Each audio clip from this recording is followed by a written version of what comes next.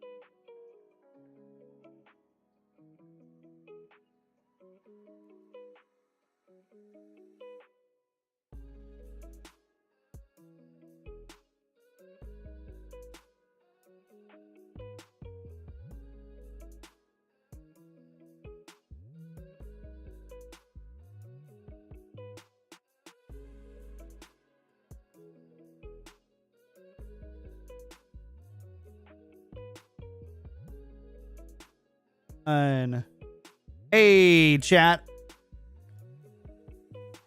Hello. Fire Element, thanks so much. Welcome to being a member. You're a super croucher now. Super Look at you. Croucher. Super croucher. What was the other one that you had it set to? Significant croucher for the $9.99 one. Nice. I like that one a lot. Significant crouch. Yeah, we've Nice got and like deep. seven or eight people who have already like just moved their subs over to this. Oh, which thanks, is pretty guys. cool. So thanks so much for doing that. I forget where I have to go to find the list to do it. I have OBS on a different screen.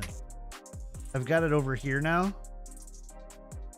You can see right here on my vertical monitor. And so if I'm looking around like an idiot, because I'm There not isn't used just a to like, bird in I'm my always used to house. like looking up here for OBS and doing it. Now I'm over here. Yeah, for me, like this is probably going to be the last stream from my living room, and then I got my standing desk finally, and then I'll move Very it to the bedroom. Is this I your only have living room? Really... Hey Iska, Yeah. can you type in Tactical Crouch chat? Sure. Sorry, I didn't mean to cut you off. I didn't know you were in your living room. Yeah, I didn't know you're in your living room. That was your I bedroom. thought that was your bedroom. I was always making fun of it, thinking it was your bedroom. Yeah. Nah, it's my living room. Now the lava lamp is even funnier, but the light plant makes more sense. I thought it was just like Yiska's poor, like Yiska's like my bedroom taste. Like, look at me. Yeah. I got a You know- plant in here, bitches. I'm totally going to like make it very like in my mind. I will also want a 3.5 monitor setup with a laptop monitor as a fourth, and then the TV as well, because I finally got my PS5 after 4 months of waiting for it.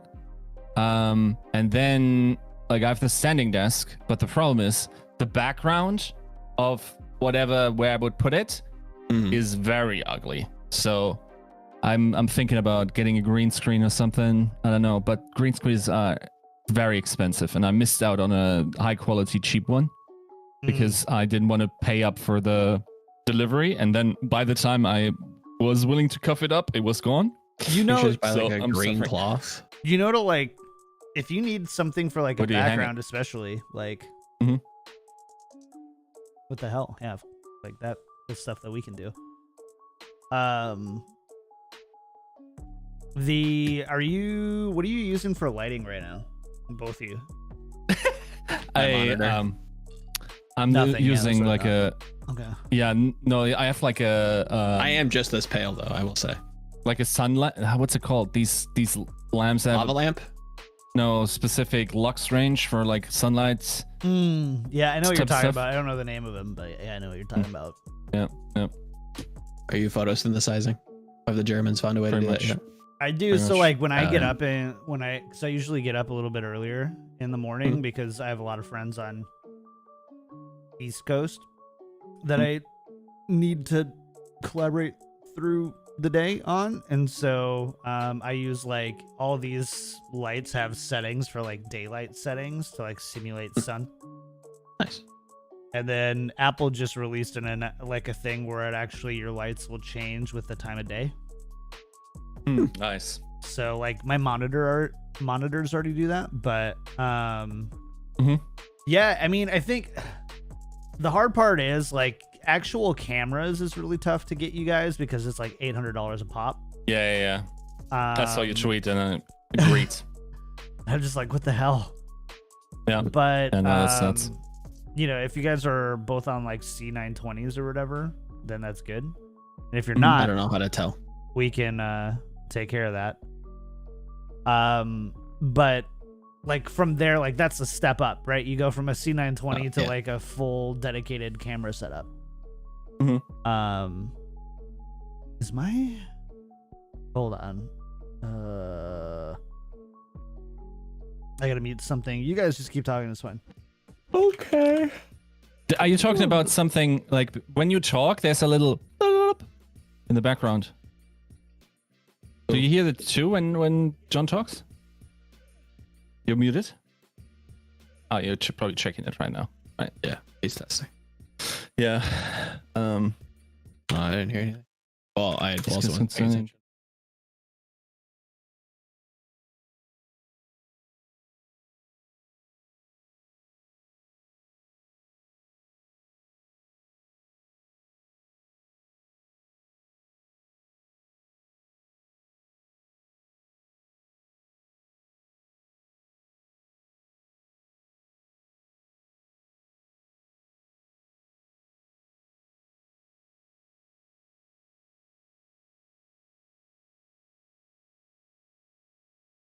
It's pretty I thought you were playing that the other day. What's up with everybody in Well, so it's survival not as games fun coming with back? teammates that suck, but it's still pretty fun. Is this a Any game of where you it do just- investing? See, No. I used to, and as soon as I started journalism, I stopped for moral and ethical reasons. I'm too Because the only areas I feel my expertise would be large enough would be around the gaming industry and hardware.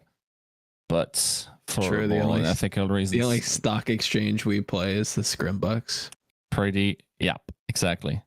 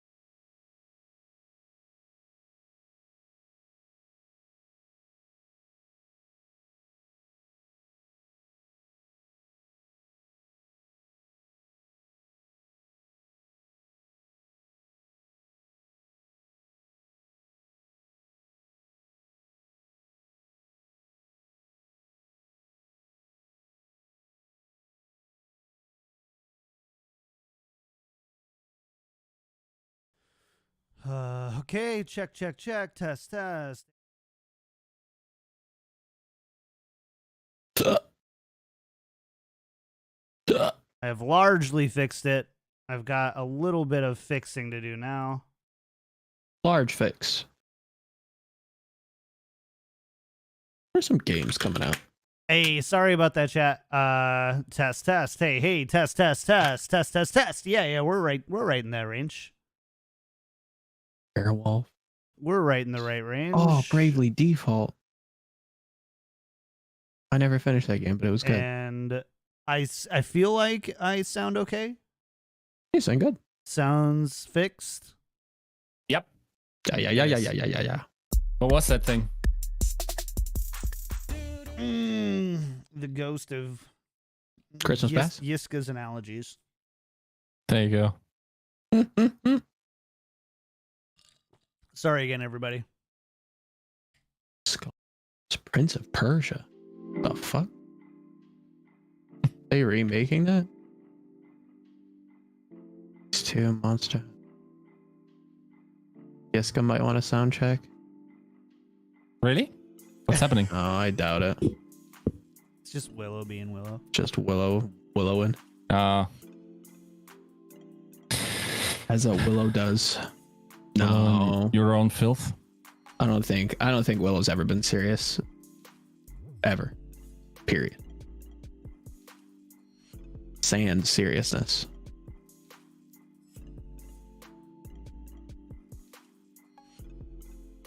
I'm not even gonna lie. I'm kind of fucking. If it wasn't so bad for SEO Willow, we would rename the podcast to Bully Willow.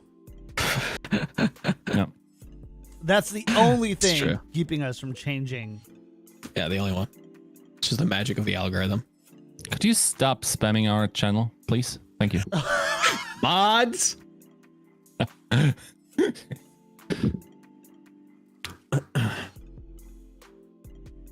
Oh. All right. Shit, Well, boys. we got a lot of shit to talk about today, don't we? Lego. Quite a bit. We do be having that. And We do. Let me see if this works.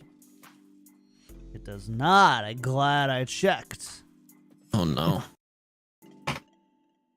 What doesn't? What is malfunctioning? Other than my I brain. know exactly what the issue is. I just need to. What am I writing this about? I swear to God,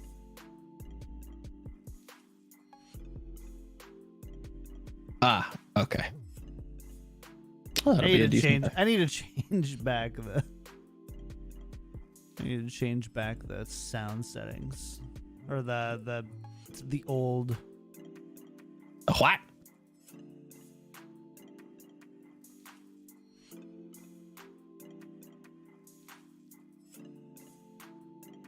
Why aren't you? Do I get spared, or are we doing Val crying in the club mix for Harsh's reflection?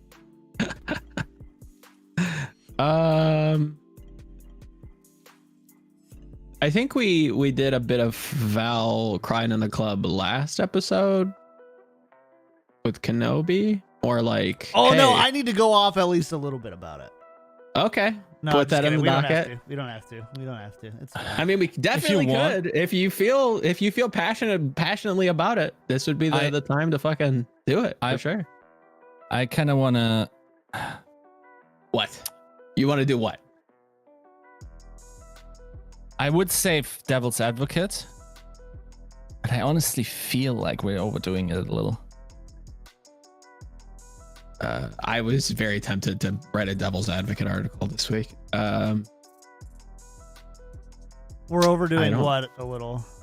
The devil's advocate, like business shit. No, I'm trying to kind of tease out what you at mean. the move. Okay, yeah, maybe that would be better saved for the show, because I don't know that it's the move per se, just how it's been. There we go. It works. I hate that. It works. God, I hate that. Sorry. Yeah, I wonder how much of it is the move itself, or just like how it was handled, the messaging. the notice, the communication. Oh yeah, totally. To the The other players. stuff. Like who the? I don't Yeah. care where the heck they go. Yeah. I don't care what changes they have to make to be profitable and to thrive in Overwatch League. I just expect some level of professional courtesy and respect, and Yeah. Hey, COVID, baby. Gotta go. That just feels grimy. yeah, I mean, and like, man, I could go off on just like, I want to do like a TED talk on company messaging during COVID. Everything's COVID. The first 3 months, yes, it's great to use COVID as like a thing to talk about why you're making changes, why some people may be inconvenienced. Mm-hmm. 12 months in, after virtual radio silence and being like, oh, well, COVID, Yeah. it's a cop-out. It's not transparency. And you. I feel like most people could smell the manufactured Valiant social media tweet. Shout out to that person because I'm sure it's not their fault. But Yeah, I mean, I don't know where Reagan was in all that, but Sure. I know that they've been pretty outspoken about it hasn't been a good experience. Right. So, yeah, that's the whole thing is just a shit show. All right. I'm going to go refill really quick because I'm out of whatever I had in here. I'm going to guess that was Diet Dr. Pepper. What? Yeah, it was. No, we have, Oh, the switch up. He done changed it up on me. it was a soda. It's one of these weird local California things. Oh God, God, I hate a California. micro soda or something. God, California is the worst. It's like grass-fed soda or something. I don't know. Grass fed, very nice. Range Love that. free sody pop.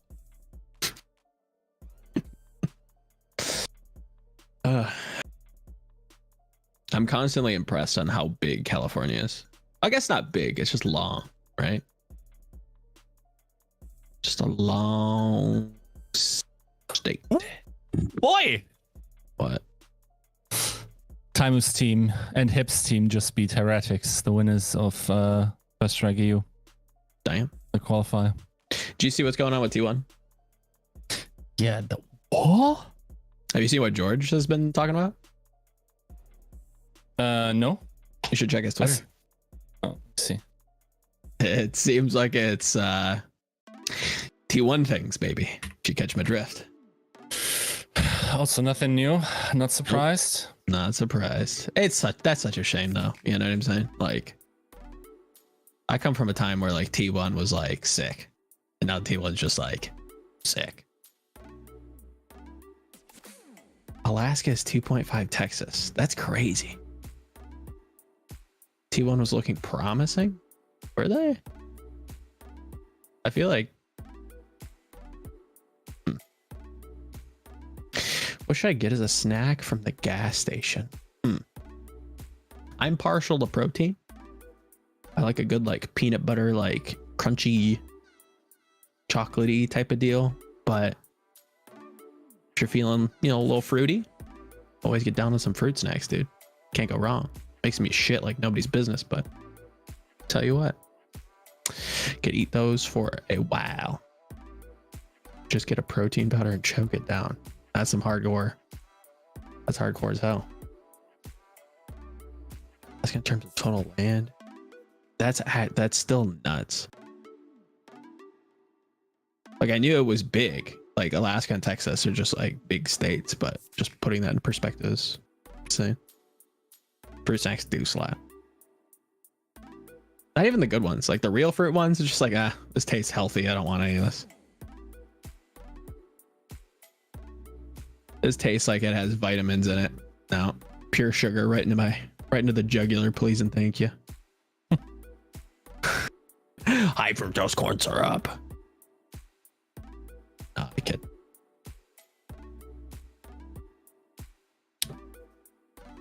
What's up, chat? How's life? Treating you well? Are you playing any fun games?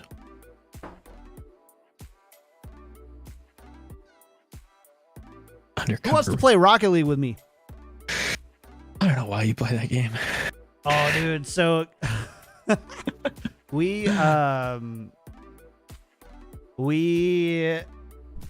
I've got a couple of friends that I went to high school with, and we haven't been in contact until a friend organized a Friendsgiving like virtual thing where we all caught up after like not being in touch cute. for 10 years. Hell It's yeah. great. And a couple of them play Rocket League, and so we've been playing Rocket League together, and we're all like right around the same skill level. You got a little team going. And I think I saw your tweet. I think we I know went you're to going do a tournament. Yeah. And like before the tournament, like we were having a great time, lots of laughs, and we did this tournament, and all of a sudden we are getting dunked on by every team we play in ranked now. Is it an in-game like? I don't know if it's in-game system, like, hey, you have competitive tendencies. Let's put you against a little bit harder opponents so that you can continue to improve. Well, yeah, I guess that was kind of where I was headed. Was like, is the tournament client like in-game? Like, is it like a In-game, oh, it's awesome. Oh, huh. Yeah, It's that's really every cool. 3 hours they do like tournaments, and then you just like sign up. It generates the bracket. Yeah, I It takes wonder. about a minute to generate a 64 team bracket, and then pairs you against. There's 11-minute time limit, so the maximum that you can spend if you go from beginning to end is about an hour. Great experience. Yeah, not bad at all. It's like a little clash. Yeah, so I'm sitting in Sick. plat 1 like a pleb, but Is that anyways, plebby? yeah, I mean, it's really like the same as being like plat in Overwatch. Like you're not dumb. You've played enough of the game, but it's not like you're I feel like you're selling yourself. You You're- could be selling yourself short. it's League. basically like you're coaching the shock at this point. The problem with Rocket League is it's very apparent just like how astronomically better the pro players are than Oh, sure. I mean, I was isn't that with like ever- everything though. Yeah. it feels so much harder. I don't know. Yep. Like sometimes I will be able to like accidentally hit a sick flick, right? Uh-huh. That could make it on Fresh Nuts or whatever. I will never hit a flip reset over A who? Watch. Yeah, like if you don't know. Fresh nuts? You know fresh nuts. No, flip reset. What that is. No, he said who, not what. I mean, it was who, it was what, it was just general confusion. You I feel know like I'm- fresh nuts. He got community. He was the community lead for US last year. Yeah. Wait, you don't know Fresh Nuts? No. What? Okay. Again, that was the bell that was being rung was John. I think hit it on the head. It was just like, I think, yeah, that definitely makes sense. Anyways, what are you John, did plat know in? that Bloom made it on Fresh Nuts? 2s and 3s. Tuesday. Oh, this only has standard, solo, dual, and solo standard. Blue was on Fresh Nuts for using a graph in Spawn. All right, we're gonna start the show. I Chat, don't know thank what you this so much means. for being here. We are feel like moved I'm- to YouTube, and I don't think that we're going back to Twitch. We do have memberships set up here for $2 a month, $5 a month, or $10 a month if you're wanting to support us directly through here. You can go to patreon.com/tacticalcrouch as well if you want to support more directly. You don't get the emotes and stuff, but more of that does actually go to the show and the hosts. So keep that in mind. Yeah, goodbye to your channel points. Sorry. Hope you all have a ton of fun. This is going to be an interesting one today. We'll see where it goes. I don't know where it's going to end up. Can you promise you'll mold about Valiant though? I don't know if people want that. I want it. If Joe wants it, Joe will get it. But Let it burn. Burn them. all right, Torch them.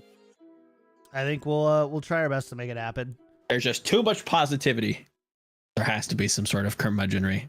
I mean, that's the the reputation of this podcast at this point is like, It's true. what are the guys gonna bitch about next? I'll be cool if we're the Cynics podcast. You know what I'm saying? Yeah, But we're not though. We're really not. I think we've been more than fair. I think we're so. fair. I would say so. Tough but fair. Tough love. That's how I live my life, with a belt in one hand, and whatever else you want to put in the left. Oh, okay. Defiant. I mean, they can get it too. I'm just saying, Defiant. You're a couple moves away from getting it. I'm saying, John, I know you're there with me. Yep. All right, chat. Have a good one today. We'll see you on the other side. Goodbye.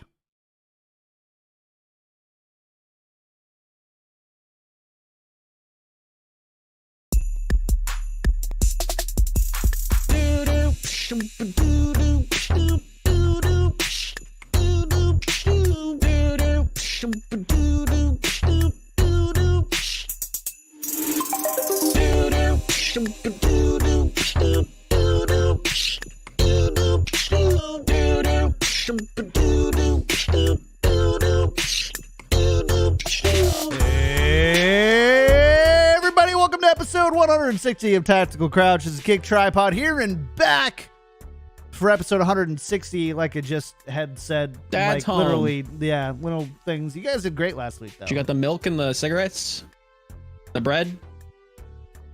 No, keto. I'm from California. We don't do bad. bread anymore. Quinoa. We do. Are we gonna make avocado toast? We do chaffles. What? Chaffles. And What is a they're- chaffle? Please explain. Chaffles are actually amazing.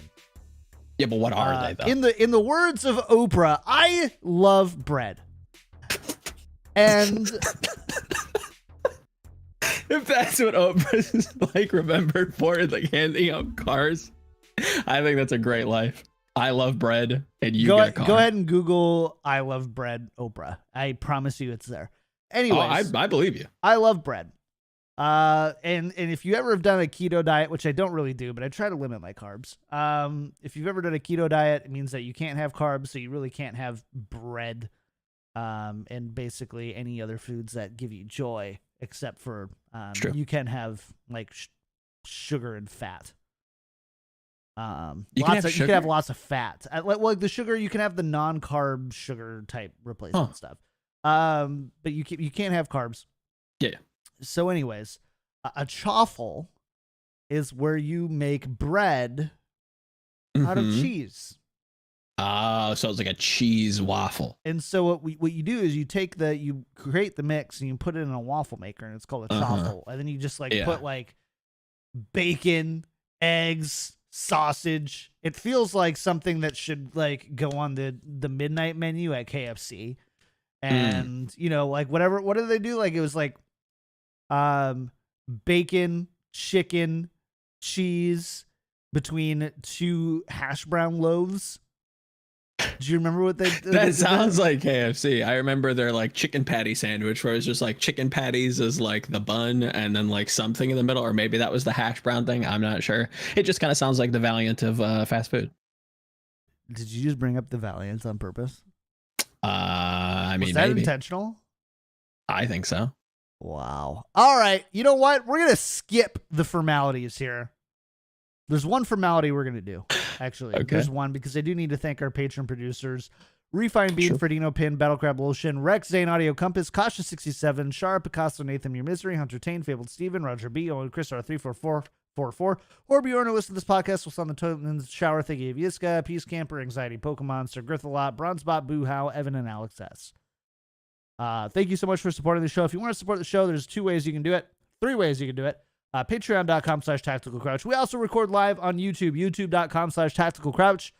We post the shows here. We record them here. We do it all here. It's been pretty good. We've actually really liked, I personally have liked streaming on YouTube. It's been a little clunky learning the tools, but we've liked it. We have memberships set up now. We have multiple members, including the $10 a month significant Croucher membership, which we have quite a few. You can go to youtube.com/tacticalcrouch, and there's a join button there. if you're interested, and like as little as $2 a month. It's great. If you want to support the podcast, and we crossed 4,000 subs on YouTube, so thanks for doing that. All right, the LA Valiant. So you guys Straight into it. You guys talked about the LA Valiant a little bit last week, A little bit.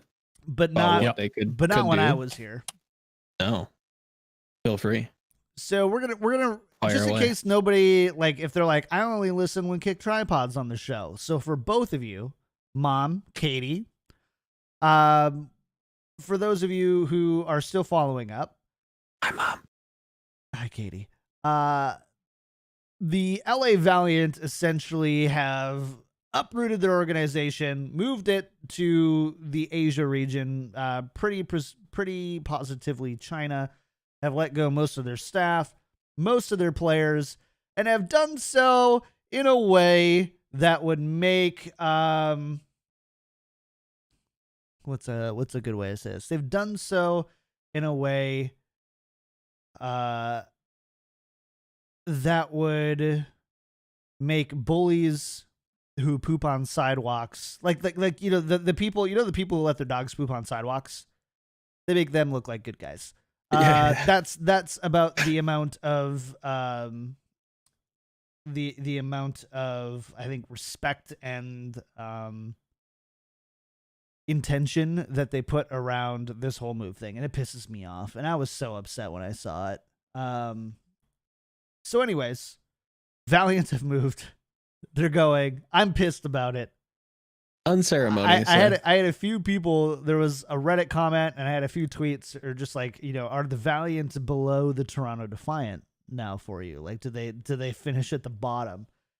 And I hope that the Valiant have such an awful season that they don't even qualify. They like drop out a quarter of the way out. They don't even go. There'd be an asterisk next to their name, and we don't even talk about the 2021 Valiant because they didn't even participate. At this point, do you feel like, is it like, maybe I'm reading too much into it, but is like the messaging just like a passing of the torch? Like, okay, this is your problem now. Like, you rebrand it, whatever, do what you want with it. Like, is there a little bit more to read into it other than just like poor messaging? Literally, like you said before the show, we were kind of talking about it, just radio silence for like months, and then just like, oh, gotta go. Like, is there more to kind of read into that, you think? What would that be? A possible like hastily built rebrand, like a complete like operations handoff to like somebody else that's like, their pay grade now. Like, this is your problem to handle. Like, is there any meat and potatoes to it? So I mean, I think that there's a few levels of like this could go, right. So we had the prevailing Schmelo of Schmott's opinion leak that was the whole franchise has been sold to China. Mhm. It's under Chinese ownership, and you Sounds have, alright. I think, a more medium approach, which is Valiant ownership is staying there, but they're transferring management rights to a team that can actually manage a team in China, which they are not equipped to do. Makes sense.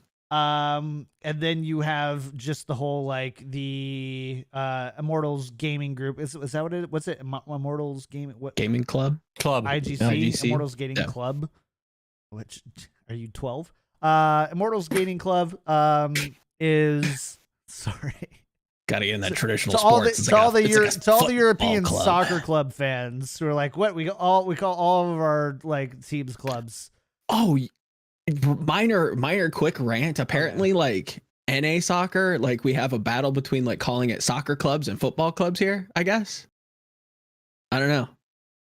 Thought I saw that recently. I'm like, there's like a team called like, like the Miami, again, just throwing it out there, like Miami Soccer Club, and then there's like a football club. It's just like, wouldn't we just? Who? I don't know, some MLS team, some like North who American. cares? Oh yeah, true. But Got him. Yay. We got Joe. Get Fair. All right. Anyways, so Anyways, Immortals Gaming Club, just like totally cut off the the means of NA production and have moved that all over to Asia and basically, just give a big old all to everybody else. I find that one the least likely. I think the second one is the most likely. And then in that case, I think it's just very much messaging, very much professional courtesy, very much not being human beings. And if they lacked the foresight or understanding to know that, they may not be a human being, and they're just totally incompetent and not qualified for their jobs. Yeah. If it wasn't and they knew exactly what they're doing, well, then yeah, you're a human being, and I hope that you hear this. And you can, I don't know, you can call me on Discord, and then I will 1v1 you, but you will have to play in Asia on NA ping. What game though? Any game. Like once you're on Asia ping and I'm on NA ping, and we're based in NA. 1v1 me on Fortnite, baby. I can take them in anything. Look, like you guys know, I'm a bit of a fan of the Valiant storyline, and I'm definitely a fan of Packing and the team that he built and the players that went through thick and thin, heavily performed above their means. But the outrage and the level of it doesn't match the certainty of facts we have, in my opinion, which is unfortunate and is exactly the reason why how it was put out wasn't great. Because okay, let's look at the timelines, right? We very much knew that, like, no Valiant player can tell me that they didn't know that there was a possibility that franchise was going to be sold. That was publicly available knowledge, I think, reported by Bloomberg. Like, they were going to attempt to sell the roster. It was on the table for sure. There was a report sometime in October, I think, by Bloomberg News that I'm going to say it was November, but again, yeah, it might have been November, right? So I think you got to calculate with the risk that you're playing for a roster that isn't going to be owned by the same group. Now, of course, even if you believe that to a certain percentage, the likelihood of you all losing your job is very unlikely, of course. Yeah. I also don't know if we know that they knew for a while, if that makes sense. I don't think they knew for a while. I think it was pretty last minute from how the messaging. Oh yeah, probably 100%. I don't think the business deal was done until, like you said, last minute, so that like the players won't know. They probably didn't. I would wager that they probably didn't know that talks were getting or progressing as fast as they were or as slow as they were. Like, I don't think they had information to be, they weren't privy to that information, I would imagine. Again, speaking out of school, and let me tell you right now, like, I'm not defending this org as a whole, and there's definitely stuff that I also haven't said the last word on. I can tell you this much. Sure. But sounds like you're defending him though. Well, I'm defending the information that is currently available and the actual issue or the thing that people take issue with. I think there is a real chance that this org at the organizational level was just incompetent in building all of their assets out. The first major mistake being the acquisition of Infinite with Optic and the Outlaws, everything in that regard. And that this situation currently is rather than a terrible decision, is a triage move. Is it triage? Is that how you pronounce it? Mm-hmm. Triage move. That, I don't know, it's French. I don't pay attention to it. Theoretically, right? I'm not saying that I have the behind the scenes information, because I definitely have insights into the IGC money bag. But there's a point of view where if we had that information, we could all be sitting here and say, it sucks, but at least we're saving the jobs of the esports players in all these other games. And I'm not saying that from any type of background juice. And there's definitely plenty of stuff going wrong to get to that point that is most definitely about incompetence. Mm-hmm. But there is a world where that particular move is just an unfortunate one. Oh, Now- for sure. And again, I don't think people are upset at the move. It's just everything adjacent and neighboring it. Esports Also, maybe you esports Sorry. is volatile, and we know this, and we've talked Mhm. about it. Most of us have lived through it in multiple different esports. I don't think any of us here, and I don't think any player either, is under the misunderstanding that their jobs are always secure, and that whatever else, even that they would get as much courtesy as they would in a stable profession. Mhm. But you expect some. You expect some. You expect at least transparency. All you have to do is say, hey, you know what? We actually are not very, like, confident in what we're doing right now. I've had to say it before. Like, we don't, like, to make it easier, we don't know what we're doing right now, but here is what is happening. I want to have this on your radar. I want you to be a successful human being. I want you to continue to grow in esports or in Overwatch esports. It's a very easy and a Yes. very professional and I think mature conversation to have sure. when you don't know. And when you aren't willing to have that conversation, it means that you're beyond level of incompetence, or you're unwilling to admit that you messed up, and Mhm. you're just trying to Yes. sweep it under the rug, hope it doesn't have, you know, Here's the thing. a bad press day. And that is kind of why I want to harp on it more. The problem is that it's not like this in a corporate America anymore. You cannot just admit guilt. You're running into lawsuits left and right. In an ethically working environment, yes, that's how it should be dealt. Not in one where you have investors and shareholders and whatnot. It's sadly not the way you do it. Like, I could even see how there's some legal technicality about the reply of IGC to Halo saying, like, this rumor is false. Because, like, what if your shareholder says, wait, you sold this?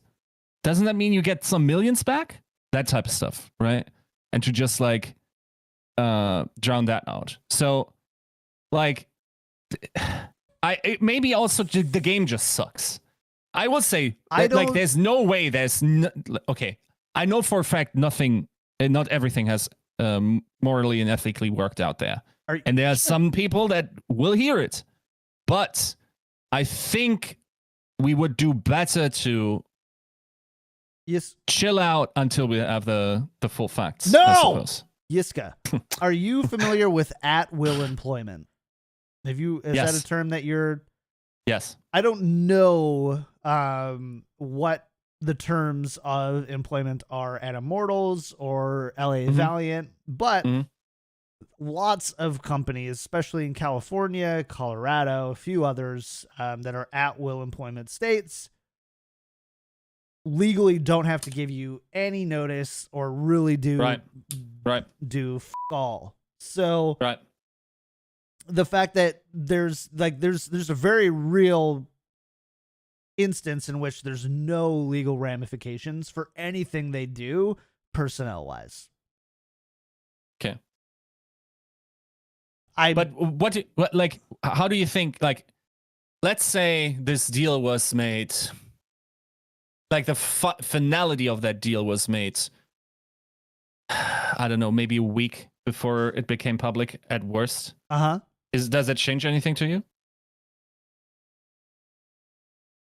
Because to me, it doesn't matter if as soon as you sign it, from how like, you communicate it from a legal ramification standpoint. No, what I mean is, does it change anything ethically? Like, you're the business owner, right? Okay. You're trying to make a deal. Yep.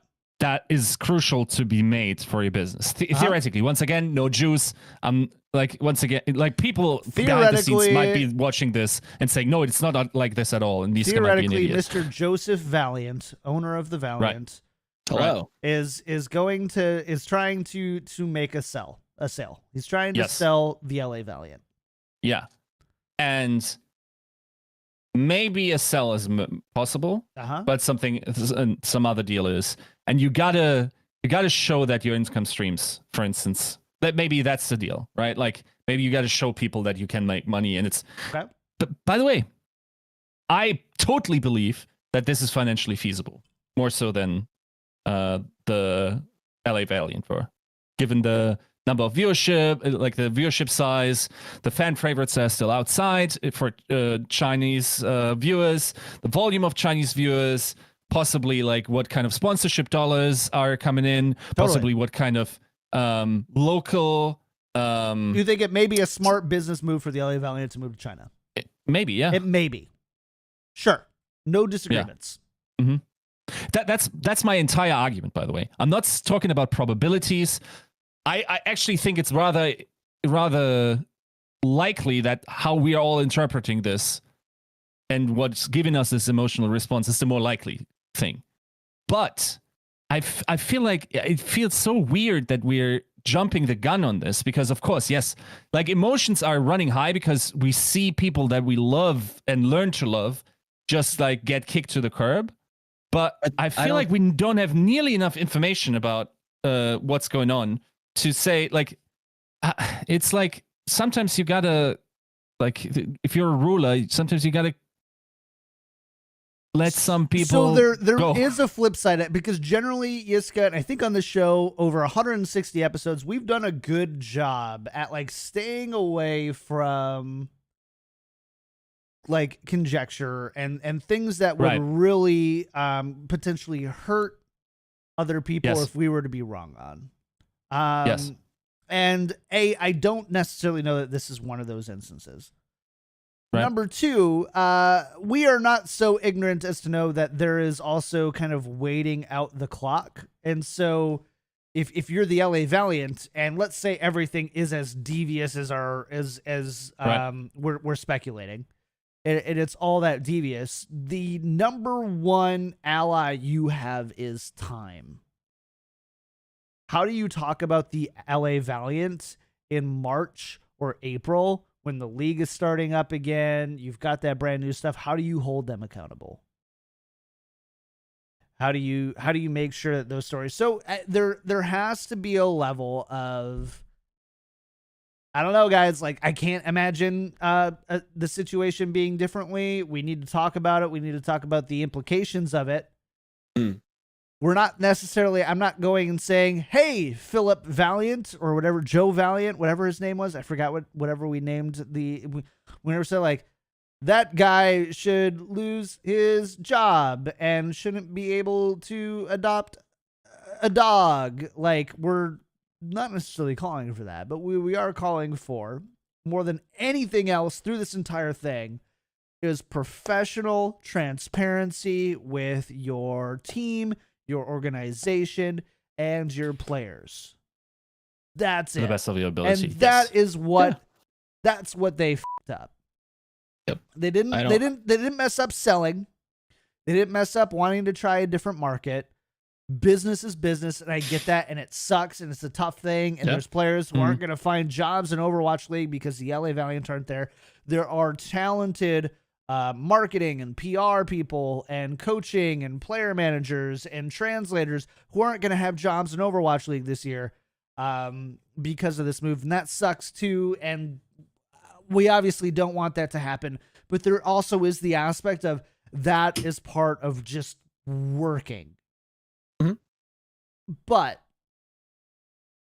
you should know about it as soon as possible. You should have a transparent conversation about it as soon as possible. You should do whatever you have, whatever you are able to within your means to ease that transition. And the people who are, org level and above are not the people making $45,000 a year in LA on a social media manager salary. Yeah.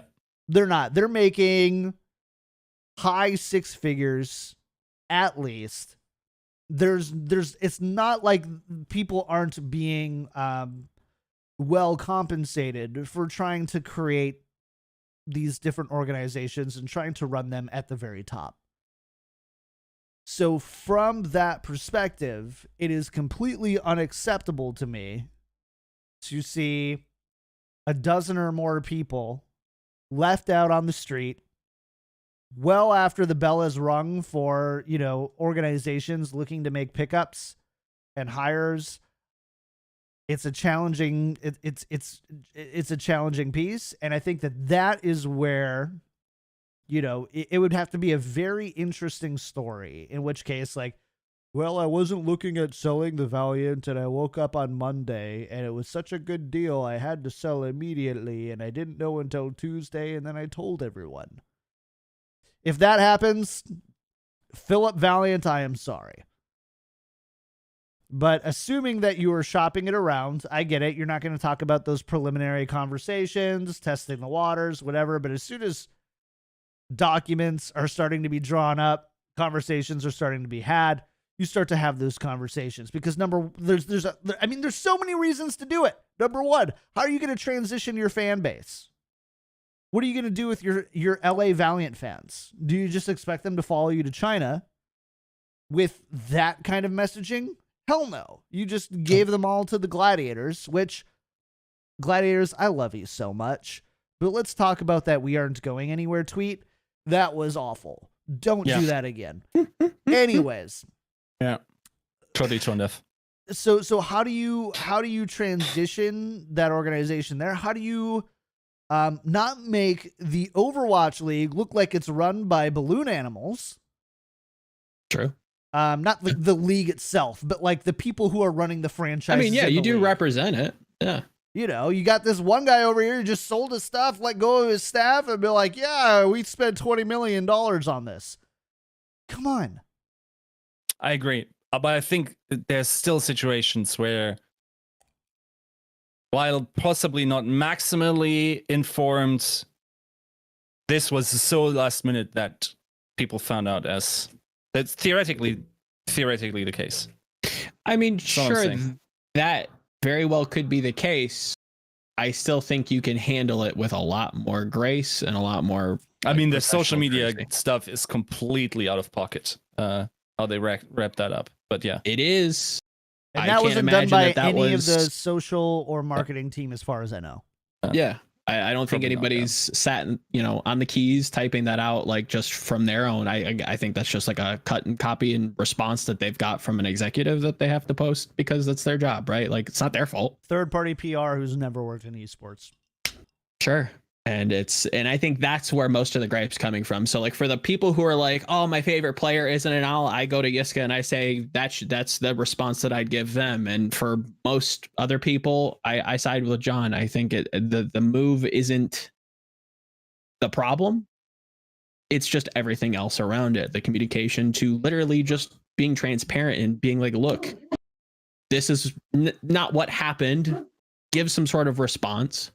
And create a roadmap to say, look, like this is what's happening. This is why we're doing it for whatever reason. Again, I think people can draw their own assumptions with COVID and whatnot, but I think a little bit more than just, hey, look, here's some text on a fairly colored sheet of paper, and shop's closed, boys. Put a name Gotta go. to it. Yeah, you should put a name to it. You should put a camera on it. You should and again, like it's just so wrong from beginning to end that I can basically pick apart every single part of it. And any person who has any sort of experience in those fields should know that this is not how it's done. Which means that it was done by somebody who doesn't care. Yeah. And it's just like, this is easy, this is quick, and you, I got my 24 million, so I made 4 million on this deal, and I'm gonna go buy a new Lambo. Or I mean, again, like, they didn't sell, right? So right. Nobody made but money, like, right? But the feeling's still there. The feeling, the idea that I'm better off, whatever, this is just about me, I feel better, blah blah blah. Moving on. Which reflects itself in the fan base, right? Like the fans, I think, acted semi-appropriately. Maybe they're attacking different points than what's feasible. But Well, a lot of when people you're don't know left what with- to be angry at. exactly, when you're left with no information, zero transparency, and it's just like, guys, there's this giant convenient rug called COVID-19. We're just gonna, kick that Sweep under it. there and forget about it, and Sweep it up. have fun. It Yeah, feels it's- grimy and gross, and So it's yeah, no bueno. exactly. It's grimy. It's gross. At the end It's of the day, gross. no matter what, Don't even like if they it. come out and they're like, "We did everything that we could. Here's everything that we did." Blah blah blah blah. Still grimy and gross. I think that's infinitely better though. If they're like, look, this is the business model. Hey, COVID doesn't have like a ton of confidence or give a lot of confidence in the Overwatch League model. This is what we're forced to do. Blah blah blah blah. I think that goes over much better. I think again, a very mature discussion in the world that we live in these days. And I think you at least hemorrhage less than just going, hey, look, gotta go, and then leave, and then nothing, and then Sorry, I've having got a bunch of I've got a tweets. sick cat. Oh, And yeah. he was just in here about to. Uh-oh. Oh, Yeah. Yeah, come just back, yeah. I think it speaks to the situation when all the players are like, well, guess I don't have jobs. It speaks to that like surprise. It sucks, but I think maybe getting out in front of that and being like, look, it was last minute. We're really sorry. This is why we had to do it. Now we're leaving. Bye. I think that Yeah. goes over better. I'm just a fan of being calculated and factual in one's anger and not, Sure. throwing the baby out. with Again, the bathwater and everything. raging at your favorite player leaving, I think is you're attacking the wrong person, right? Like the business is struggling. That goes without saying. COVID's been quite detrimental to the Overwatch League in general. So business for business's sake, you can't necessarily be mad at that. It sucks, but you could also spin it like Yiska's kind of dancing around as like, hey, these players that may be your favorite aren't getting an opportunity anymore, but there's obviously going to be new players entering the league and they get an opportunity, and new coaches coming in, they get an opportunity, right? Like there's definitely a maybe part to that. But I think it's a lot of neighboring topics that are really the issue. Here's the thing where I kind of think that the anger is useful in the sense that every overreaction makes increasingly sure that stuff like that won't happen again in the same ballpark, because now people realize that it's a sore spot for a community and you don't want to do that again. Dude, like the thing is, okay, let me give you a practical example, right? Okay. When esports journalism started out and people were like saying like sources say type of stuff, and that was like 2010, 11, 12, Slasher and Richard Lewis were around. Short, like later on, Jacob Wolf came into the game, and then they missed, right? Okay. Everyone was on them. Yeah. Very hard. Harder than they probably deserved. But Sure, yeah. that raised their standards. Agreed. Where the pain of getting a report wrong should feel like because of you, your child is going hungry to bed tonight, or worse. Yeah, I get the feeling. But by going like, it's inevitable that you get something wrong. It is, but that's not the type of incentive structure you want to set. Here's the thing though, and I get there's a slippery slope here, and we deal with this. I think that there's a lot of parallels that we could draw that I'm definitely not going to draw at the moment, but I think that there's parallels that we could draw about drawing too quickly, and drawing, going to conclusions too quickly, circulating a story that ended up being incorrect, and even after you issue an apology and a retraction, there's damage that's been done. And that definitely exists. But there also needs to be the aspect of, we're calling on like, whoever was in charge of this move should come out publicly, explain what happens, and honestly issue some sort of apology. If they come out and we're wrong, we should do the same. Exactly. And we have to be okay with doing the same. Mm-hmm.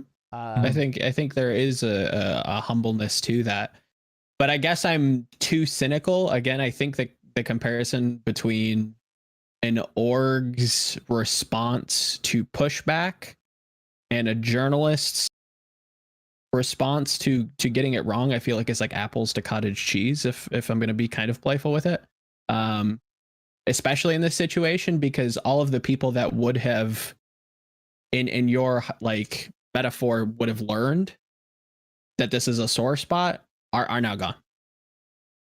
So like I'm very cynical that orgs really listen to these problems or these grievances that communities have with them most of the time, and will continue to do it just a little more underhandedly and more under the rug. But I don't know. I don't know. Like, I think overall, like, this is not like this thing where we suddenly become aware of all the awful treatments how orgs treat their players. In general, possibly also because public pressure is very easily applied, players are actually treated pretty fairly in overall. Yes, Yeah, like there's agree. definitely also parts of the story where that isn't true, but By and large, generally speaking, that is not like, let's say, in other situations, in other orgs, there were situations where a player was let go or a staff member, and they were allowed to use the facilities or the apartments they were in until they found a new place.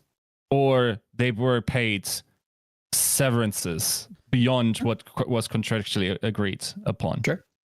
Has any player or coach or member of the organization with the Valiant come forward and said any of those things to be true? No, I think he's making I'm talking about different organizations.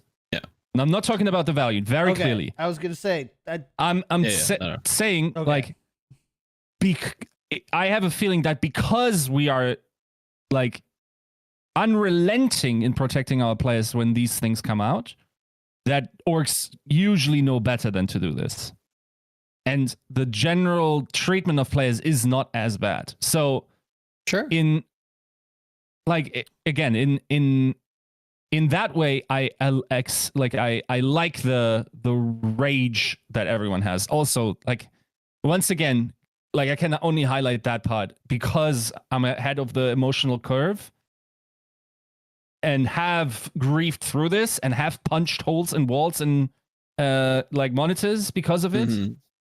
Like, probably a week or two, and a week in advance. It is possibly that I'm at a different point. You're a little more numb to it. Maybe I also like getting things right the first time and not over speculating, but looking at the nitty gritties and say, this is wrong, this is right, this is wrong, this is right. But maybe my attitude is also not effective because it's like my dissection of what is wrong and what is right is not communicating a mode of thinking to owners of like, you don't touch that with a 10-foot pole. If you ever do that, we're going to chew you out for it. It's also possible. So yeah, it's a really complex situation. But once again, definitely not absolving Valiant of unethical stuff that might have happened. I also think the late release is really damaging to the majority of that roster. Well, it's not even. It's double-sided in that way too, where it's just like you screw your players. At least your coaches have somewhere to go, which is great, and I think that's fantastic. And I'm sure, and I know for a fact that Packing 10 and Gunberg are going to do great things in Valorant, 100%, without a doubt. I'd be willing to put money on that today. And again, lo and behold, look at the results recently. So not only is their roster gone, those players are going to have a hard time finding homes. You're selling so late, again, not selling, but you know, the move was done so late in the season that you're probably going to have a hard time getting it. So again, like, the nefarious angle feels really kind of too stupid to make sense. So it really does feel like just stupid business. There's also why I like to have nuanced views on this. It's also, if we ever get more full information, sure, that we know who the problem was and who were attempting to find solutions. Mhm. And that we don't say Valiant member thus asshole. Sure. Yeah. You don't want to, again, like you said, you don't want to throw out the baby with the bathwater. You want to kind of find the problem child and deal with them appropriately or apply pressure appropriately. 100%. Yeah. But again, I really don't. I'm definitely not on the pulse of the community, so maybe I'm, the ignorant one here. But I feel like it isn't about the move in particular. It's just messaging. Yeah, no messaging. general. I can't defend. Yeah. Other than saying like maybe some of the stuff had to be done for legal reasons. There's also probably people just feeling insecure about their performance and protecting themselves. Definitely a bunch of deleted tweets in there. That fiasco. Yep. And yeah, no, like certainly it's much more likely that that inexcusable shit has happened during that ordeal. I will also readily tell you that part of the reason why I'm saying this is because I think we could have gotten more out of that story had we not moved this quickly. And I'm salty about that. 100%. I mean, yeah. I mean, you're not going to get a fan of that from me, right? Like or I guess I'd be the opposite. I definitely would be a fan of what you're saying. Measured, a little bit more careful reporting, let's say, or actual just reporting. But it like 2021 still doesn't feel like the year of it. It's either double speed in this direction or dash double speed backwards, and that's 100%. it's really hard. Everything's fast right now, baby. It's all ADHD. If I lose, if you don't grip me in 10 seconds, then I'm clicking out, baby. That's all I think. We also all kind of just want to feel something. I feel enough, thanks. I'm good with the feels, but I don't know about you, but I could use with some less feeling. I could feel a whole lot less. I mean, but it's, like how you're at home and you just also really want an enemy. No. And like, but maybe I'm the weird a great enemy. No, yeah, it's just invisible and it's just like, yeah. There's nothing to root against, right? Yeah. And then, I don't know. Like, maybe I'm way overanalyzing this. Of course, like, yeah. No, like, I appreciate that's definitely also like Captain Overthink is also definitely my MO. So, okay, so two things. Again, to your point of like, well, if like the community pushes back hard enough, then people learn. I think our next topic definitely does not support that kind of theory, at least, or maybe I'm misunderstanding it. But we'll get to that. And it also, from a league perspective, like if you're in the front office, if you two are in the front office and this Valiant stuff takes place, is that something you're happy about?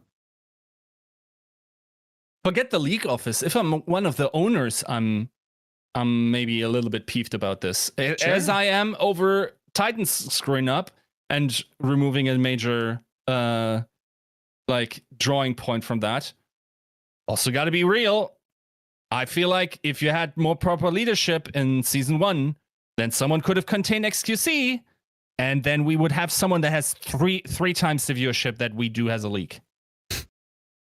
Right? Like all these things in hindsight, it's just like, and it's not a league. Like I can't look to the league and go, you guys need to hire better general manager, because it's not their fault, right? Like, but like from a league perspective, it's just like, man, yeah, we toss some coins, people out. Dude. Like we toss some coins, and it's like it could be.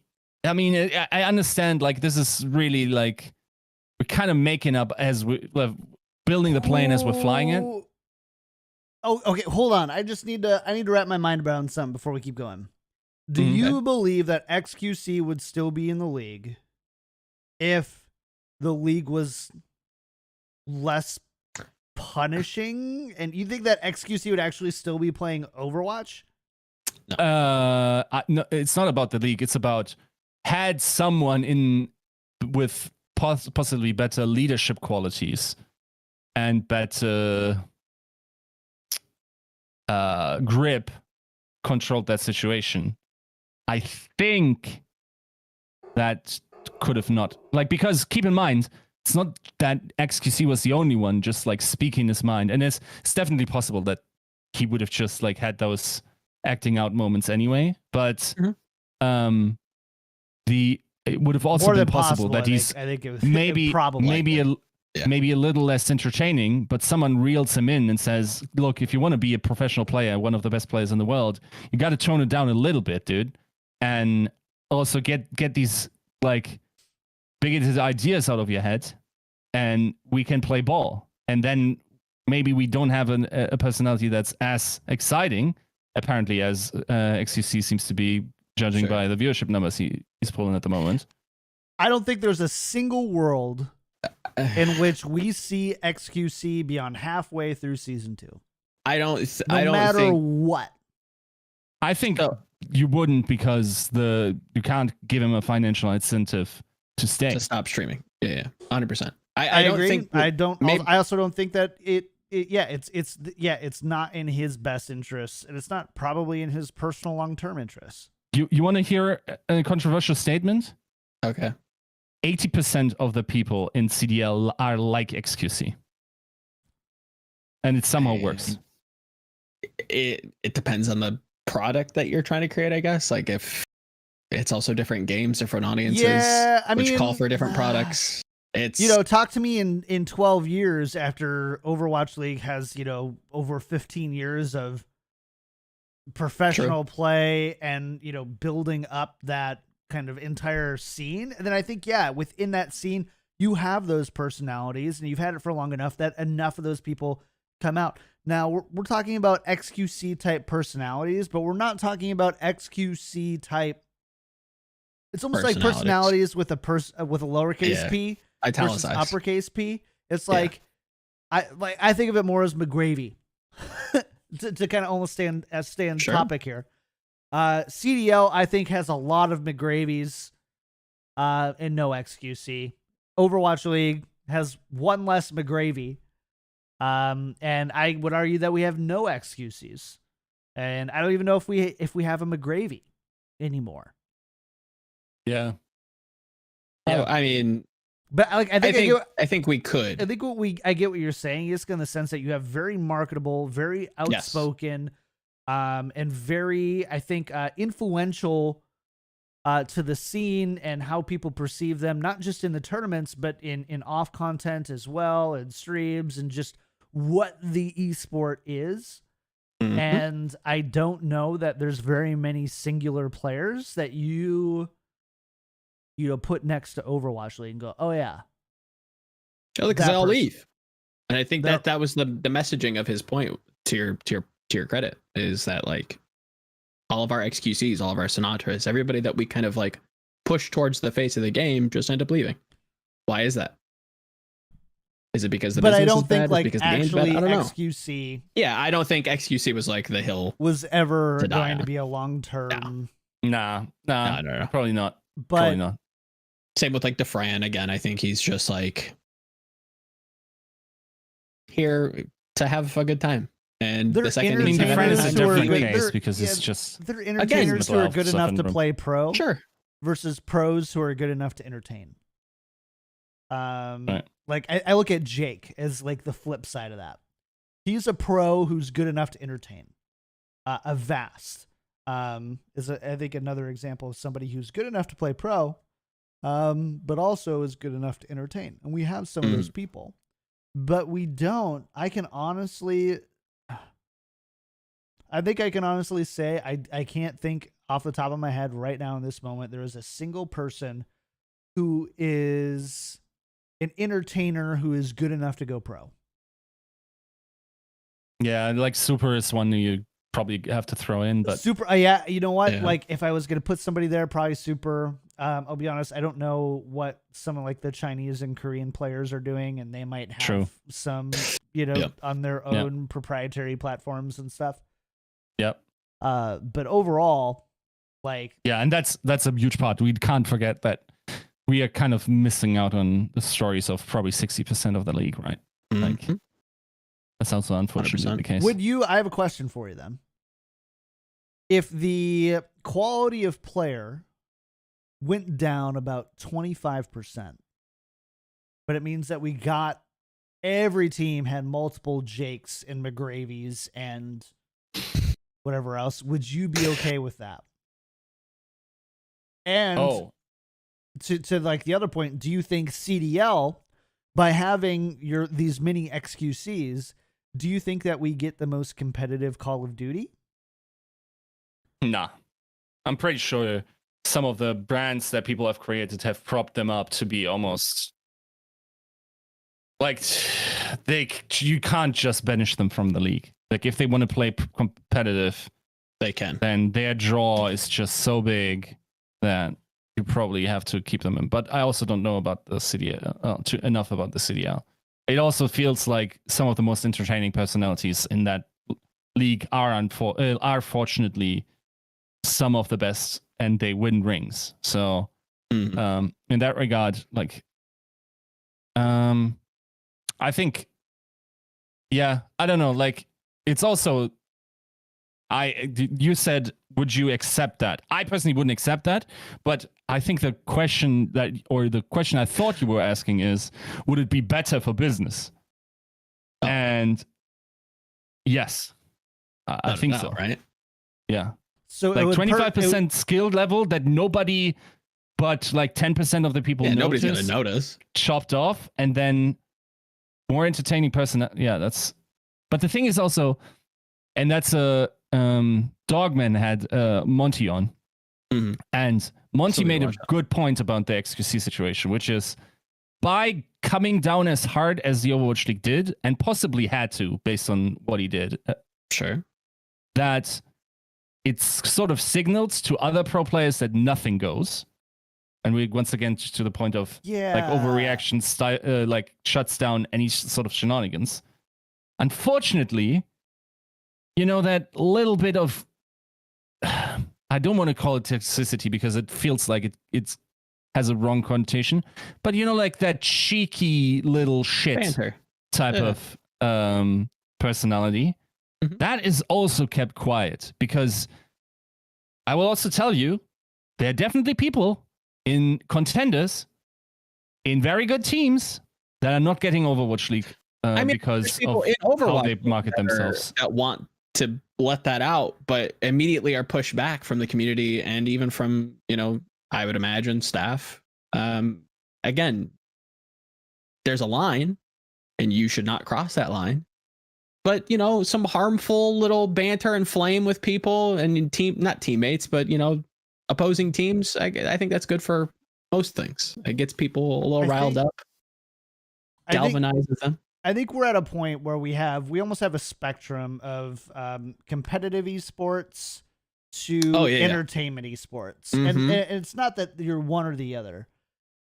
But I think Overwatch League is trying too hard to be a competitive esport, that they don't let themselves be an entertaining esport.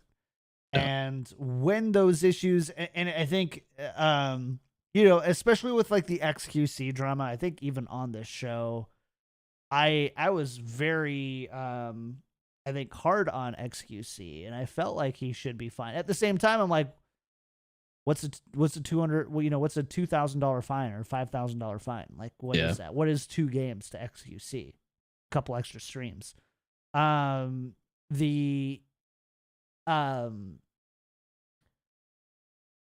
just don't.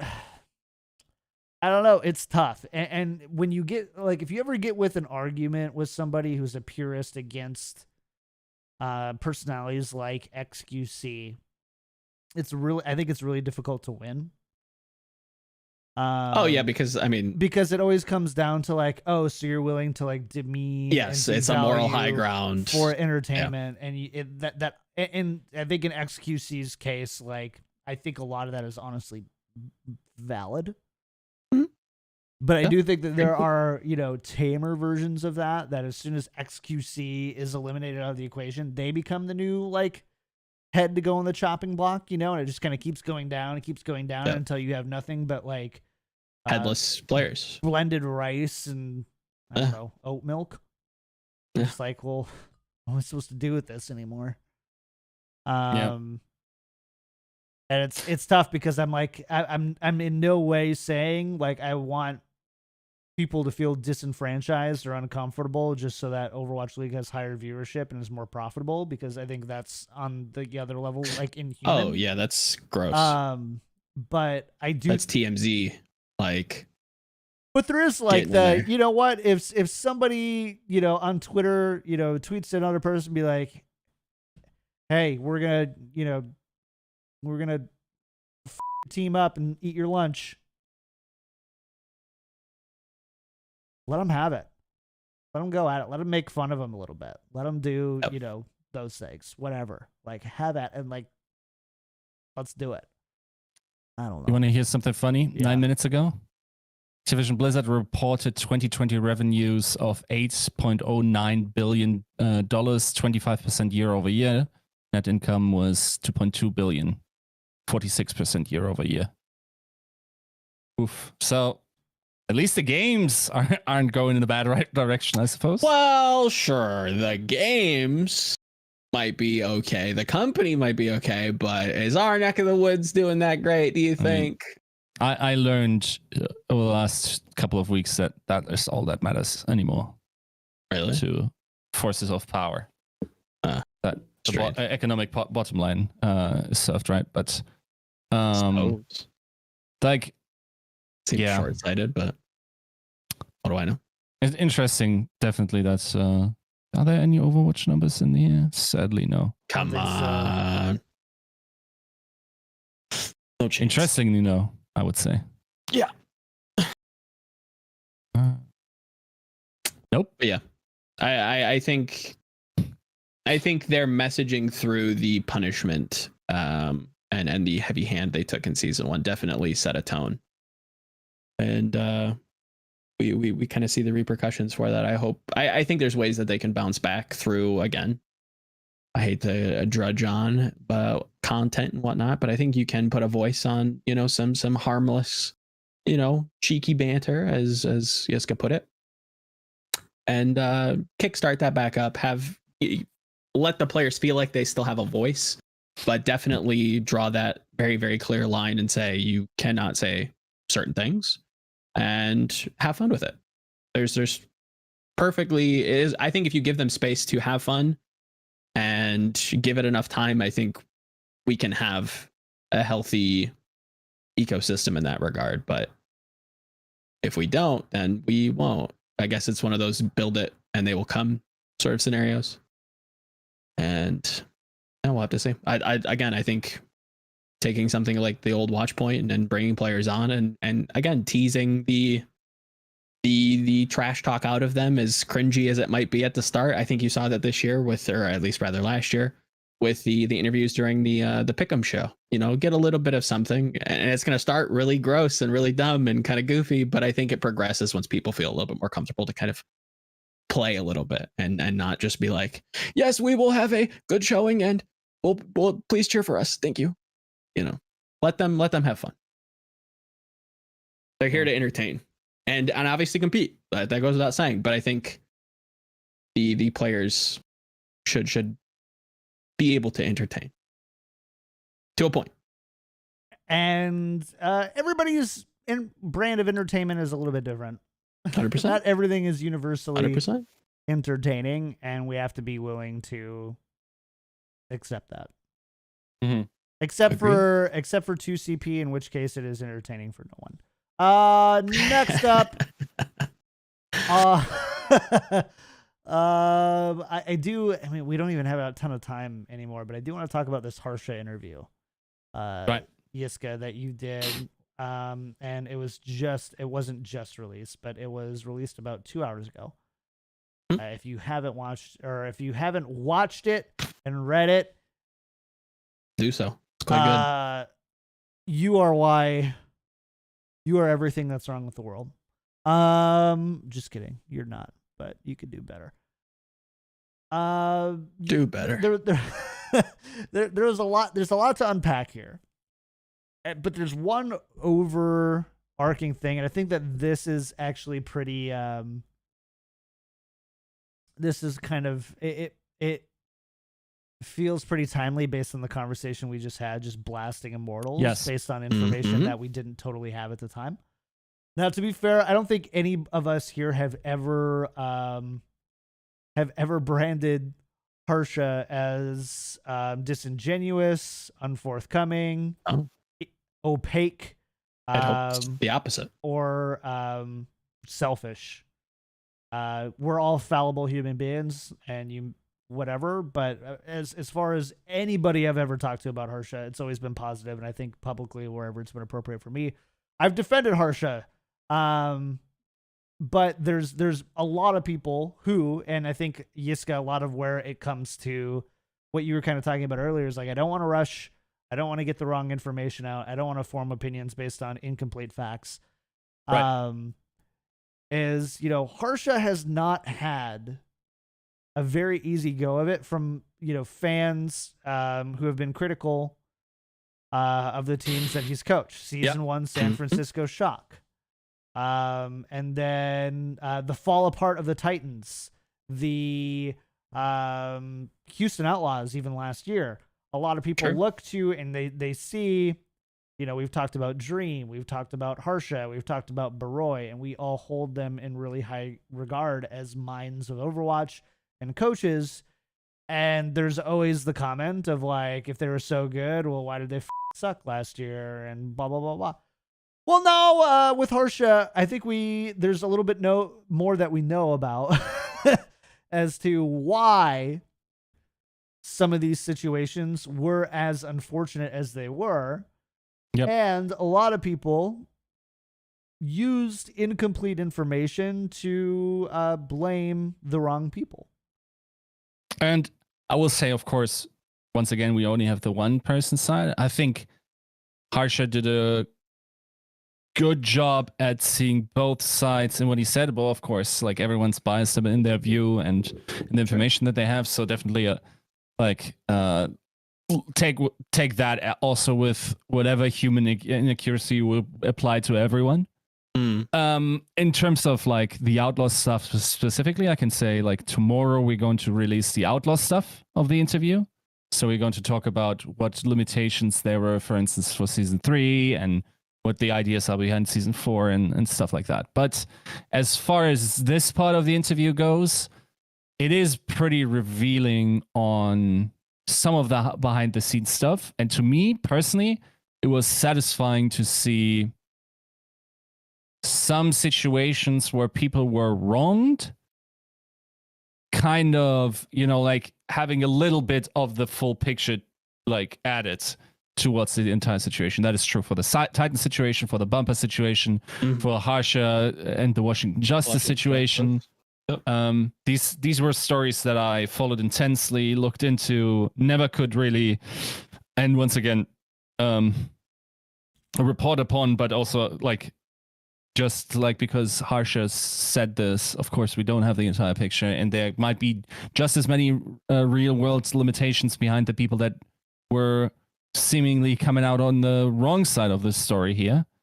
And we don't know what their higher ups are telling them and whatnot. But the end of the day, the things that remain for me, I think the one that shocked me the most was that, like he said, 70% of the reason why he left the Titans despite having a better offer is because he knew the team was going to fall apart. And that shocked me. Because maybe whatever happened was always going to happen to some degree. I don't know. Which is incredibly surprising because anybody who will admit to watching Runaway and being big Runaway fans is they are a family. They get along. They're a K-pop group and they'll always be together. Which wasn't always the case. Or which obviously wasn't the case. Yeah. Which sucks. I think Yiska, forgive me if I'm misquoting this or misattributing this to Harsha, or maybe you wrote this in the TLDR, but I think you put it very well, or somebody put it very well, that families fight. Yeah, I think it was very clear that these group of people enjoyed each other immensely. Still I don't do. think you still do, right? But sometimes you fight, and when families fight, it gets pretty messy, right? And sometimes it's irreconcilable, and sometimes you can come back at a later date and still have a bond of some sort. So I don't think it's completely wrong, but I think there's an underpinning that people just don't want to admit, where it's like, yeah, sometimes you fight with the people you're close with, and sometimes it sucks, and sometimes it changes your jobs, and it changes your life. But that's kind of life, right? It kind of reflects itself in this story, at least from my experience. And I thought that was particularly poignant, kind of beautiful. So yeah, I don't think the family thing was too wrong. I think it was just more real than people expected it. Yeah. What was also interesting to see was maybe the unpreparedness of the Titans towards the challenge of having a team like this. I mean, we kind of knew that there was something like. I mean, after the whole sports training facility scenario. Yeah, that was pretty clear. I mean, that is sheer unbelievable in the context of esports and sports. Like, as if anyone like worked from this underground bunker. I don't want to sell cells because I wouldn't over dramatize, but yeah, like we saw some pictures of that in the past, right? So it wasn't pretty. And for a long extended period of time during a global pandemic was bound to be problematic, especially if you downgrade from a mansion in the Hollywood Hills that was so large that you needed 3 Wi-Fi lines to serve Wi-Fi across the entire house. Which is bizarre to me. Like, I can't fathom something that big personally, but that's just They me. do have a house tour, I think. I mean, yeah, I've seen a house tour, channel. but that does not do it justice, apparently, because I'm like, oh, nice house. It is. I don't immediately go three landlines or 3 Wi-Fi lines, right? Like that doesn't translate. It was like almost every other house you get in comparison would have been a downgrade. I think to downgrade as hard while keeping the majority of the players around. Therefore, like once again, we're like monkeys on the treadmill. Like if I eat caviar or like truffles every day, then maybe okay, I'm just going to use your metaphor because Kobe steak won't be as good because it's like a little cheaper if I get it served next day. On the other hand, if I'm eating ramen noodles, then frozen pizza and eggs.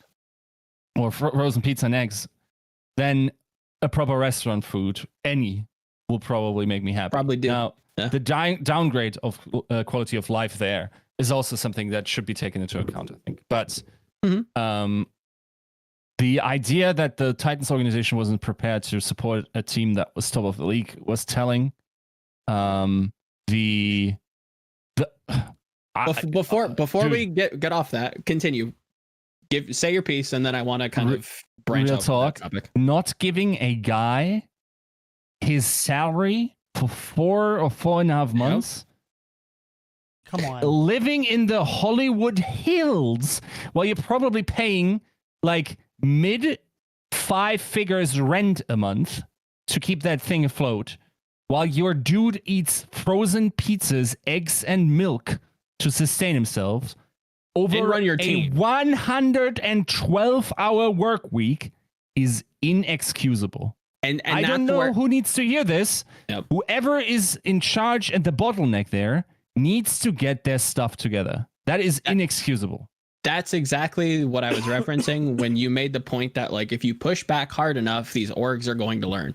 This is a prime example of that not happening. I don't know how many times in esports it's like, pay your people, pay them on time, make sure they get paid, please.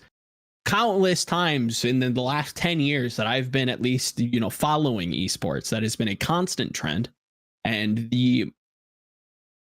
it just doesn't stop. It doesn't quit. It continues to happen. And that's where I go, I'm cynical. The more new people we get in, the more like unprepared people. And I don't know who to wag my finger at. Is that, looking at the league staff and going, what kind of messaging are you giving to these owners that they're woefully underprepared. I don't know. Like it's somebody's at fault here, and it's tough to figure out who it is. But I'm overly cynical when it comes to like organizations learning and becoming like better at this. I feel like they just look at this, and it's kind of messaged the same way as well, where it's just like, yeah, it's something in my portfolio. I don't really care. Some of them do. Some of them, without a doubt, I think they're very obvious. The ones that do care, and then they're very. I feels like the majority don't really care that much, and you see these same problems crop up again and again and again. People not being paid on time, people not being paid adequate wages. It seems to be a recurring thing, and that's where my cynicism kind of comes from. Yeah. What did you Also, say before that? Damn it! I'm really glad that someone finally went on record and said, by the way, I work 110 hours a week. I mean, over several weeks in a row. Yeah, but that's video games. It's coaching video games. Try But doing real work. 110, dude. Try like, doing that's real 16. work for a living. Cap. Dude. Oh, like that's it's hate not people. sustainable. Like, then, yeah, I don't know. Like, we got to take care of people better. Like, you can't be functional. Like that, he worked 3 jobs while being paid for 0 for 4 months. Maybe Like, I think that was where I wanted to head next. Is like I think this again furthers the idea that coaching. I can only necessarily speak on this in terms of Overwatch esports, but it really doesn't do justice exactly what you're supposed to do. Or general managing. I think like the support staff titles do not adequately encapsulate everything. I think when people hear coach, you go, oh, you're like the playbook, you're like the X's and O guy. It's like, well, yeah, and I'm also like their surrogate parent. I'm the scout, I'm the house owner, I pay the bills, I manage everything, I have to review everything. I'm in the litigation process of visas and whatnot. It's like there's so many different titles that it's just like, oh, there's not people for that. It's like, no. Yeah. So like coach doesn't do it justice. And I again, I think that the Harsha story furthers that along, and I think should give him a whole lot more social respect than what he deserves. I think people look at the results that his teams have gotten and it doesn't do justice to how he's operated behind the scenes. I think most people blame season 2 Titans on the coaching staff. Like the fact that the season 2 Titans coaching staff is what caused the collapse in season 3. Yeah, I think they're and I will say, in Harsha's credit, he did point out that he recognized they made mistakes, for instance, in the handling of the team in stage 1 and stage 2, because they were so dominant. They felt like they could let them off the leash. They were, I think like he showed himself pretty apologetic, or not apologetic, but rather held himself accountable and responsible, that maybe they could have done something to keep Bumper a little bit happier without knowing if that would have done anything. But yeah, well, I mean, but that's all we're asking for, right? Like, we're not asking, like, there's nobody saying that a coach should be perfect. There's nobody saying that somebody like should be perfect in their role. But I can say this: I can't think of a single time we've brought somebody onto the show and asked them about a situation like this where we haven't gotten a well-reasoned response, even if it was the wrong one. It's like, here was my thinking at the time. yes, Here's what we were hoping for, and we were wrong. And I say this all the time, by the way. Like, if you actually sit down and talk with professionals in Overwatch, they're all ridiculously intelligent. Yeah. And annoying. like, if you think you know more than they do, you're wrong. Unless Just you're- period. Fair. like everyone that's on the ground floor, like, we're really filtering out the guys that are just there for the paycheck or not doing much. Mhm. We have all, like, Are you foreshadowing? talking to the general managers and the coaches and even the players to an extent. Like, all of them are like wicked smart, and Yeah. Which I don't want to get on this horse, but we're going to get on it very briefly. Ride 'em, Would cowboy. be much more apparent if organizations empowered and created content around allowing people to True. see that aspect of them. They were allowed to come on more podcasts so that they could True. be they could be more open and honest about it. And we didn't have to learn about this 2 years after somebody was in a role. And Yeah. 30% of the fan base has already moved on to something different. Okay, here's an actionable plan for any org that may or may not be listening. Screw your TSM Legends style little mini doc series that you're doing. Stick a camera in the scrims for a stage. Compile that footage, eliminate anything that's damning, post at the end of the stage, reap the benefits. I mean, they Nobody wants an 80% gameplay style footage. Everybody's seen the game. We don't want to see it again. There's enough highlights. Please give me genuine and I think new teams tried information. though, right? Like No. Outlaws had something like this season 1, I think. I think, well, Valiant definitely had something like this in season 1, and look Yeah. where that got them. I think True. the Valiant, or rather the Houston Outlaws in season 3 had something close to it, but there again, there's a lot of just filler, like, and then we were in the game, and then it's just like 4 minutes of like straight highlights, and it's just like, bro, I don't care.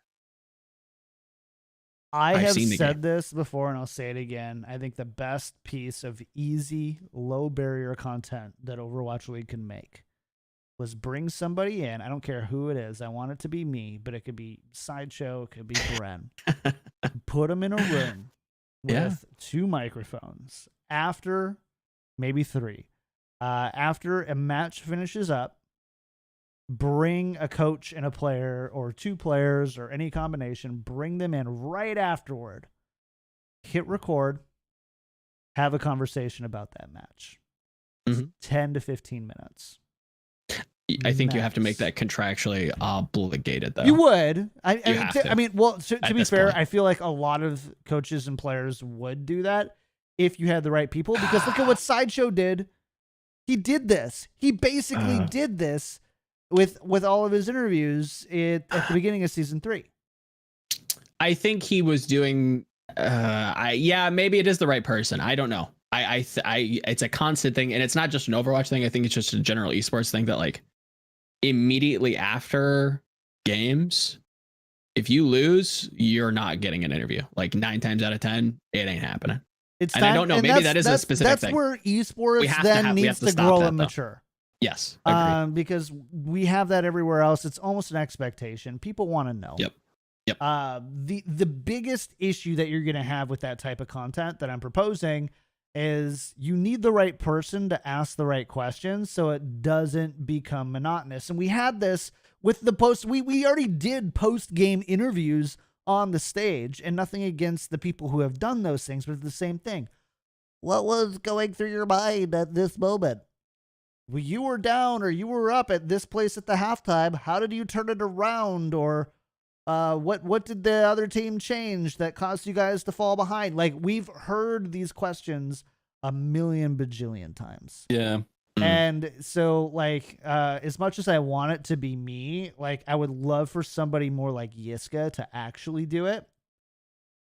Because they are creative enough to, like, always have very interesting and insightful questions, where if I, like, no joke, if I were ever chosen for it, I would make Yiska write all the questions and I would just ask them. Is basically how it would work, and I would split it with him. But there has to be something there. Mhm. There has to be that level of content there, and I'm so sick of harping on it. But Overwatch League teams, your content sucks. True. Be bold. And the old I again, I'll celebrate it to the end of the earth. I think Florida's doing a good job. I think they're probably the only team that's actually, like, trying to do something new. Trying to do something different. I think it could be a lot better. I think it could continue to be more different. I'd continue to be a little bit more bold, but I think they're doing a good job and they should be applauded for it. Oh, And then you have teams like God. to Fire's point, they shouldn't be paywalling it, that content. No.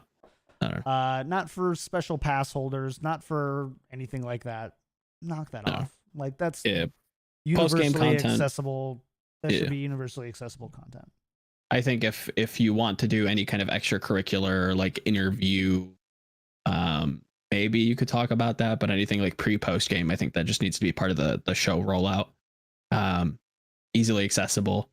But if you want like extracurricular interviews with the coach, maybe a look inside, I don't know. I think there are things that you could put behind a paywall, but I wouldn't touch like things I think that there would is, but I actively think help that you the have show. to have the content in the paywall or outside of the paywall. So you Yes. know, like Agreed. you have to have that there and have people consuming it and enjoying it before you try to put the best of it behind the paywall. Yep. Because right now people don't even want the content you're putting out. Now you want to try and charge for it. Yeah, that's damning. That is a death sentence. I think there's a lot of things that teams could do to specifically target YouTube, and I think we'll definitely be seeing that. But I think there's a lot And we have of clips like, now on YouTube too. yeah, we do. It goes a but long they're way. It goes a long way. 100%. I don't think it's like this. From my understanding, it's not really the same functionality. Like you have to wait until after. I think. I haven't done that much into it, but I'm assuming that they're gonna have. I think I saw like a headline, and I'm Okay. yeah. But again, it's a headline, so We'll go back. do I We'll go actually back and research that for you. yeah. So so wise it's listener. I'm cynical for right now, but I hope that more people get pushed into positions so that teams can be a little bit more daring with their content, because if this thing is going to survive, I think we need to be. I think we need to be a little bit more. Teams need to differentiate themselves, and the league itself needs to also do a better job as well. I don't think it can just be, your standard YouTube, successful, hey, top 10 plays of the week. Hey, highlights. Hey, the best guide ever.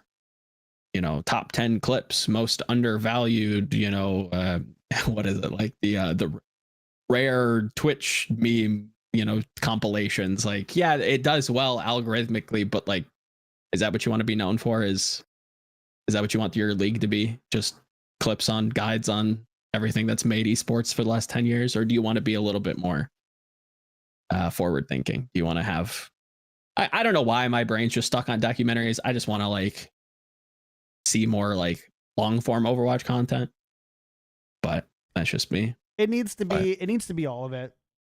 Like honestly, we need highlights. We need top 10 videos. Oh, for sure. We need interviews. We need documentaries. Agreed. And you need somebody leading a content team who can manage all of those workflows simultaneously. And I've been can't say that. So let me I think the league is doing, they're stepping in the right direction with some things. I think their content with Sideshow and some of the players reviewing old VODs, that's very valuable, but they've also done that in the past. Boston in a higher was spilling production the value. tea. It's fine. It's something. It's great when Yiska's on it. Sure. I hear enough of them as it is, so Fair. Yeah. That's fair. but no, I think definitely more is, I'm not going to scoff in the face of more, but I think I challenge it a little bit more. Throw something different into it. It can't just be like a normal interview show. There's not. I don't know. Well, there's just not enough. We haven't gotten the right people to be able to manage how much content people want and need to consume. Because we've definitely had people who, like Overwatch League sucks at this. They blow their load on awesome content in the first 2 weeks. And then we get that same content for the next 6 months. It's and big then they cut it reuse. out. They just like get it out and it's all reused and you're sick of it. We've had teams on the other side of the things who put absolutely minimum effort in. You have to have somebody who actually goes, what does our short form content social strategy look like? What does our medium form content social strategy look like? And what is that? What platforms do those go on? What does our long form content strategy look like? How often are we posting on these things? How many people do we need? Are we contracting these out? Or does it make more sense to do it in-house? And now that I know how much these things cost, there are Overwatch league teams who I am confident pay 1 or 2 persons salary. So we'll say about $100,000. Sure. And then about $20,000 in equipment. And then that is the budget. Which $120,000 to prop up a $20 million franchise is just not enough. It's people who are ignorant of the cost of what it takes to make that to really ingrain that strategy. So hey, Overwatch League teams, if you want to do it right, call me. We can make it happen. There you go. I know the contractors. I know when to contract. I know when to hire. It's not as hard as they're making it look. It really isn't. Anyways, I'm sorry. Yiska, you've been quiet. Yeah, I'm kind of having, the bedtime. Is it bedtime? Is it about that time? I mean, I'm old. You are old. It might be Uh, that so time. very I think old. it's that time anyway. This is kind of a ranting. I hate when I'm gone for a week or two because then I feel like so much of this is just like catch up and like shooting the shit, you know? But that's my favorite episodes. Some We people just get to shoot the ish, you know? Some people hate it. In Yeah, which case, well, some people can stick it, you know? there's lots of great podcasts that you can watch instead, and there's timestamps in the video. True. Anyways, big thanks to everybody who hung out today. Hope you enjoyed it, even if we are being, just us. Thanks for loving us for us. Big thank you to our brand new Super Croucher, Fire Element. Welcome back. And thanks again for supporting the show. Big thanks to our patron producers, Refined Bean, Fradino Pin, Battlecrab Lotion, Rex Zane, Audio Compass, Kasha67, Shara Picasso, Nathan Your Misery, Hunter Tane, Fabled Steven, Roger B. Owen, Chris R34444, Poor Bjorn, I listen to this podcast whilst on the toilet and in the shower thinking of Yiska, Peace Camper, Anxiety Pokemon, Sir Girthalot, Bronzebot, Boohow, Evan, and Alex S. Thank you all for supporting the show. If you like the show, there's a few ways to support it. We do stream live on YouTube every Wednesday. Today's Thursday, but normally every Wednesday at noon Pacific at youtube.com/tacticalcrouch. We also tweet out the link ahead of time, and you can also see the schedule on the YouTube page where it's like, scheduled stream for this date at this time. And you can put up a little reminder link and everything like that. So that's pretty nice and handy. To support the show, you can become a patron for as little as 99 cents, $1 a month, over at patreon.com/tacticalcrouch. You get access to a patron-only Discord. You get access to our patron game nights. Sounds like we're starting a little anime club. Lots of like little just fun stuff that you could do with us. You can do it right there at patreon.com. If you want the emotes that you can get for watching the stream live, you can become a member. And we have a $2 membership, a $5 membership, and a $10 membership per month there as well. So you can definitely sign up here and support here as well. Otherwise, a great free way, other than just being here, subscribing to the YouTube, following us on Twitter at tactical_crouch, is to leave a 5-star iTunes review. We'll thank you on the next show. It helps us kind of just rise up in the rankings on, for people who are searching for Overwatch and competitive Overwatch and Overwatch League content. They'll find us sooner. Other than that, as for me, you can find me everywhere. I actually have been doing some YouTube things, posting some microphone reviews and stuff, more on like the technology type stuff, and really proud of them. And people have been really nice about. They look super clean. About them. So thanks. I appreciate it. You can follow that at youtube.com/kicktripodyt. Otherwise, find me everywhere else at kicktripod. Joe, shout outs for the week. Where can people find you? What am I doing this week? Oh, I thought up some fun and interesting trade ideas. And that probably will spawn a broader topic on player trades come next week. As I was thinking through it, I kind of like rambled text wise. So expect that soon. Not a BlizzCon line primer, but like almost like a wish list is probably what I'm writing today. And outside of that, shout outs. Big shout out to Lex Friedman. Found that podcast quite interesting. Definitely give that a listen to if you're into anything history, science, just comedy related. It's a great podcast to listen to, just to put on and, you know, have background noise. Shout out to Dogman, killing it in the Overwatch game, is, you know, doing a good job. And what else? Shout out to Water. Yeah, Hydro homies in the chat. Do that. Drink up. Sure. Your turn. Yeska? So the Harsha interview was actually only part one, right? So we cut off, we went chronologically from Harsha as the journalist to Harsha, I want more harsher journalists. the You should add more about that. GM slash coach Titans guy. And then we now logically have to go, how did he land at the Outlaws? And how are the Outlaws going to develop? And while it won't be quite as juicy as this one, I think there's still a bunch of very interesting information, very novel information in there that a lot of people will go, huh, really? And especially if you're an Outlaws fan, you will probably learn a bunch more about your team, about your head coach, and Co-head coach. yeah, I think co-head coach, very true. And yeah, we had a good couple. We really went into detail on the new recruits signed. By the way, we also talked about Jake, of course, extensively. So if you're into the Outlaws at all, I think that interview might be as exciting as the one today. Yep. I have a question. Yes. Did you ask him about like co-head coaches and like what their roles are specifically? Nobody sort of talks about it, and I will also say I think Junkbuck is someone that is very knowledgeable about Overwatch, extremely so. As I perceive Harsha, it's someone that is wise beyond his years, and is the type of leadership guy.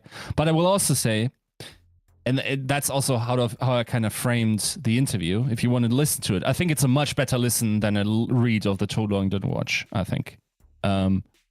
But I described his career as liquid in the sense that he pours into the roles that are required of him in that situation.